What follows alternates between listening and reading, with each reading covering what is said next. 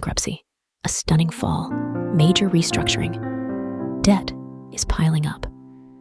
Companies are filing for bankruptcy now at the fastest rate since 2020.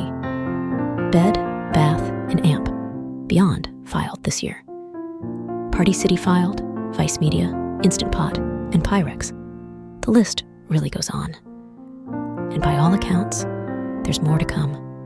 The stakes are high. Jobs are on the line. Debt growth, credit crunch, ouch. Debt defaults like this tend to come in cycles like in 2008. We are in the midst of a serious financial crisis. On the start of the pandemic, when Washington stepped in, slashing interest rates so that companies on the brink could get cheap money. We saw company after company taking on more and more debt. All this access to debt bought companies time, but it also kicked the can down the road. Nobody knows how long the pain will last. We are prepared to raise rates further, if appropriate, and intend to hold policy at a restrictive level. The record surge in interest rates is at the root of the issue. Global companies have borrowed more than $500 billion of investment-grade debt since the Fed's rate hikes began in 2022. The vast majority of this was heaped onto U.S. balance sheets, and despite the high borrowing costs, debt continues to grow. It's really been building over the course of the last year. Interest rates have increased, cash flows have declined. By mid-2023, blue-chip names saw their borrowing costs rise by more than double to an average of 5.6%, while junk-rated companies were paying 8.7%. With rates potentially staying high for a longer period of time, we could see a longer cycle that may not necessarily be tied to the macroeconomy. The problem is in part that this is a little bit by design. The Federal Reserve wants to slow down inflation. Interest rates were kept higher for longer than a lot of economists and people on Wall Street expected. This higher rate environment has created a mountain of distressed debt. Distressed debt is generally bonds. They are tradable.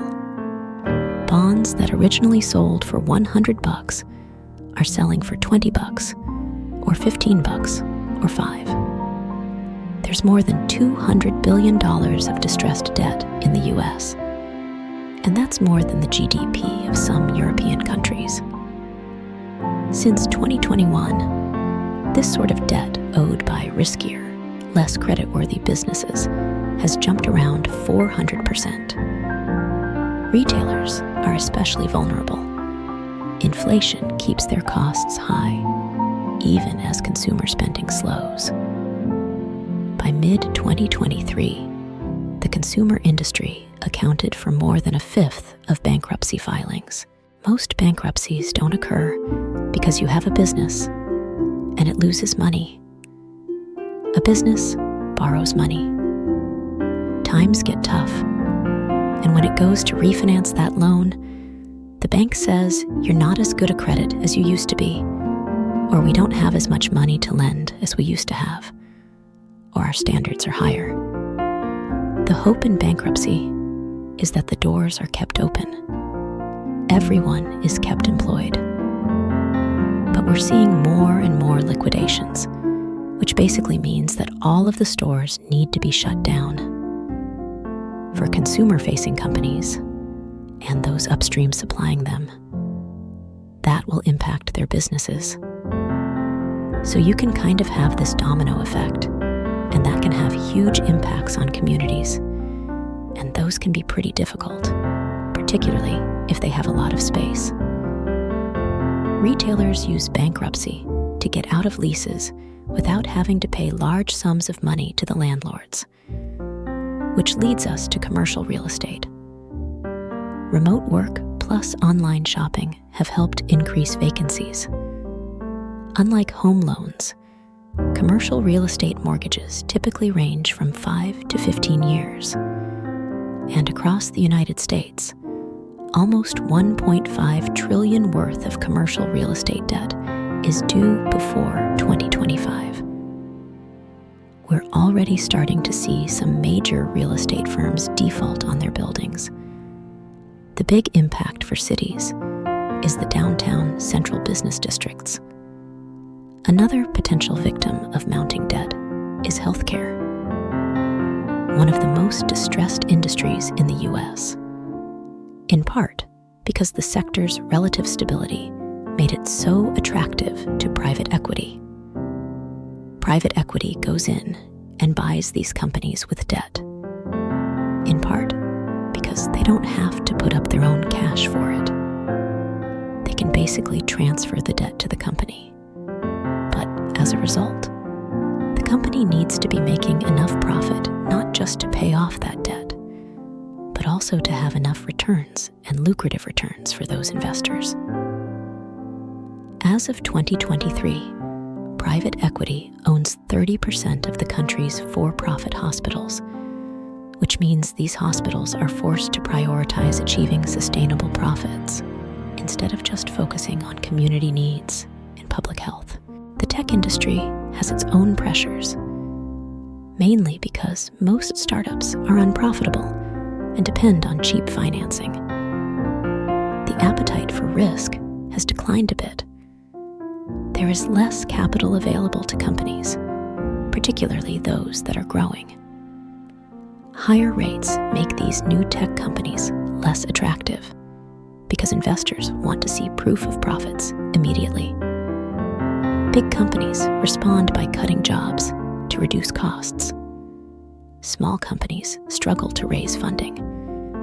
Typically, when a tech company goes bankrupt, it's a product failure, it's a technology, or an idea failure. It just kind of goes poof. Playing into the consolidation of tech and some other industries is the collapse of local lenders, like Silicon Valley Bank Signature and First Republic. All were seized by the FDIC and had their assets sold off, and their demise reduced credit availability. A daily battle is being waged in supermarkets and all over this country. From the post-war economic boom in the 1950s to its high point in the 80s, interest rates have always fluctuated with the times. But the near-zero rates of the last 15 years following the Great Financial Crisis have hardly been the norm. The financial crisis was obviously unique in and of itself. This time around, banks are much healthier when it's difficult to raise money. Clearly, many more companies are going to founder. Fortunately for companies on the brink, this time, the fall doesn't seem quite so far. It's definitely not as dire as 2008. It's not even on the same scale.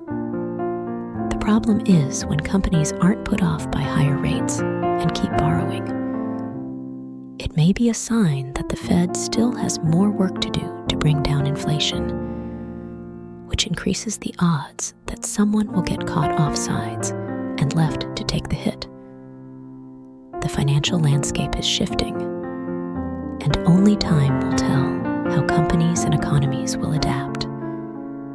Stay tuned for more updates on this ever-evolving financial story.